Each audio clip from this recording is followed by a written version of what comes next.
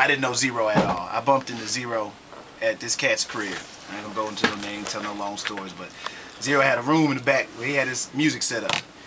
And I'm like, he was doing something. I'm like, you gonna do a track with me? I heard you be rapping on the radio and everything. I'm like, yeah, man, we're gonna do the beat. He looked at me like I was crazy or something.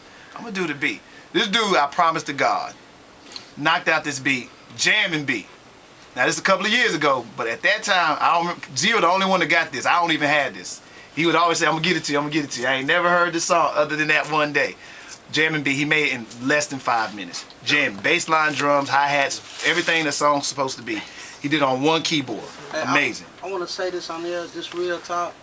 Z-Ro is one of the most incredible producers. He is. And that's real talk. Like on the Punishment, that's who's done all the tracks so far. And I was even tripped out. Just like, you know what, bro, you know, okay, I know we doing the Punishment, but you know, I need some of these tracks for my own album, bro. It's like, you know, he's that good that, well, if he didn't rap, I feel he could make a living off of just being a producer. I always wonder why he didn't. You know what I'm saying? Because I don't see him really do a lot of beats for nobody else. See, all them beats, he was for himself. Right. But he really, like, if he didn't rap, I told him we was at the house the other night, and I was just tripping. I was like, bro, you know, if you quit rapping, bro, you know, you can make a living off of producing. Like, he's sick with it, square business, man. He is. I like how you talk like, y'all talk like Z-Ro ain't here. That's incredible to me. I mean, because I'm just relating the story, though. I'm just relating the story because, I mean, I felt it was an honor that day because, man, he really made it, because I was really hard on myself. He's like, no, you did that, man. You Believe did that, man. me, You did this that. fool thought it was honor. He came. Jay, man, that Z-Ro is cold. We just did a song. I was like, well, where the song at? Man, I'm going to get it. I'm going to get it. He told me that for almost 2 years. And that's almost 10 years ago. I'm still telling you. I'm going to get it, man. One of these days, I'm going to get it. He going to go back in the archives and pull it out. Probably sound like a teenager. I probably don't want to hear it now, actually. But I was always honored, man, when these cats allow you to, you know, do something with them. When Mello came to the studio and let me do something, I'll never forget when he did. I know you love some Mello too, Z-Ro. R.I.P. Big Mello.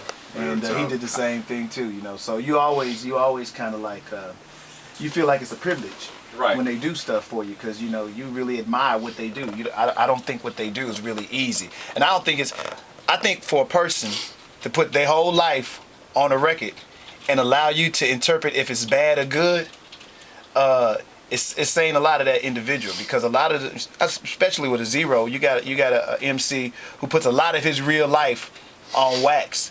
And we get the opportunity to sit and hear what he goes through, but we don't have to live that life. You know what I'm saying? So it's kind of interesting that that's why I think a lot of people, when they say they feel you, it's always interesting to hear the artist, you know, explain why he think people feel him.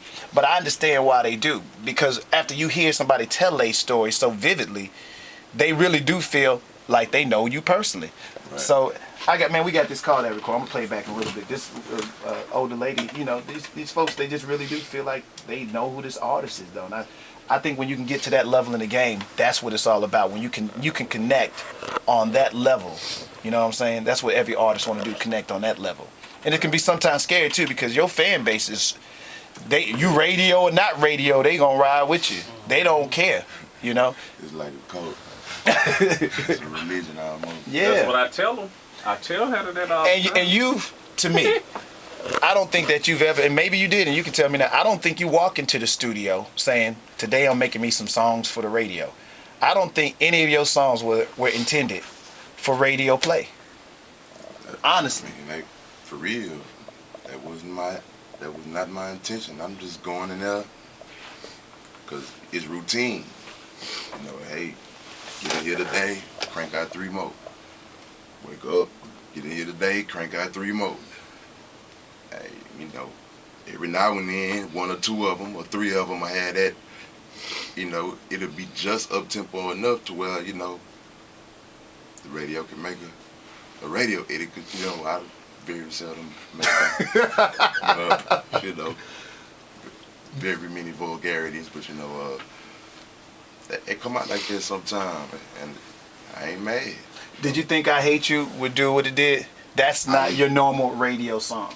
I knew that was going to do it, though. Did you really?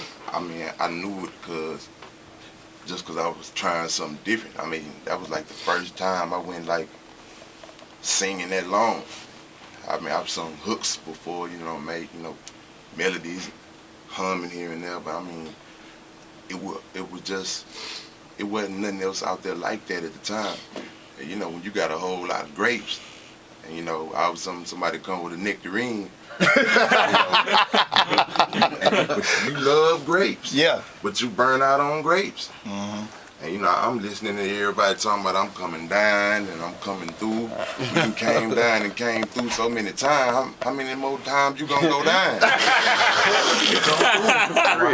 I'm like, man, let me do this because this is different. I told Mike Dean, I say, man, Mike Dean, act like I'm Ralph Tresvant or somebody and make me a beat as if you was making a beat for Ralph Tresvant or somebody like that. You told him that? Yeah, yeah. And I mean, actually, I was getting ready to go in the box again. I'm leaving court, and you know, you leave court, get to the crib, your crib looks like a vacant when you get there, and you know you just left a full house, and you come back and you know you hear your steps are echoing as you walk in the door. So I'm dealing with that. I got to turn myself in like in a week. So I'm like, Mike Dean, hey, I'm on my way. This how I'm feeling. They offered me 2 years. Hey, she did this here and she did this here. I got to get a ride because the tires is busted and, you know. So I knew he was going to do it. Because when I got there, I just played with He played the beat and I was really messing around. I'm thinking about her and listening to the beat. I'm like, he like, what you want to do on this? And I'm like, man, I'm thinking about it. And I just, man, I hate that.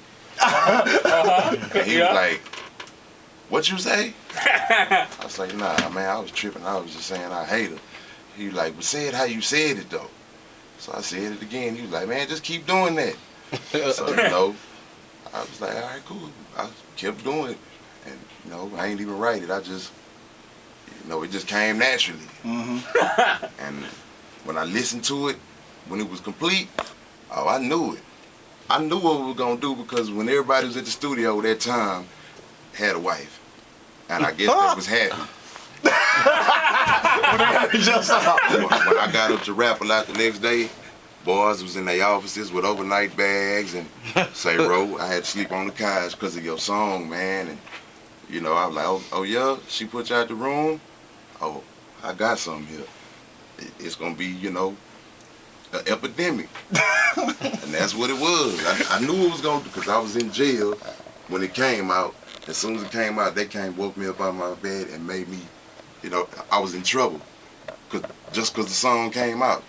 Oh, for real? Yeah, you know, you in jail, you ain't got no rights. They trying to poke fun. Right. And I guess, you know, every dude at the unit, officer or whatever, they done went hard on their girlfriends or something after the song went off and just, you know, I'm tired of you, man. I'm glad this, you know, you know what I'm saying? Really? They venting. So in turn, they come to work, they mad at me because I made the song, wake up, stand outside, you know, hands behind your head. They just mad at me. So I'm like, yeah, man, this song finna do something because, you know, if I got the boss ladies mad in here and they ain't even, I'm saying the girl's name, I'm like, man, I'm not talking about you. Mm-hmm. I said this girl's name. And let's just, you know, hey, man, yeah, it was going to be a good thing. It was going to be a good thing, and it turned out to be. All right, Z-Ro right now, I hate you on 97.9 The Box, 918.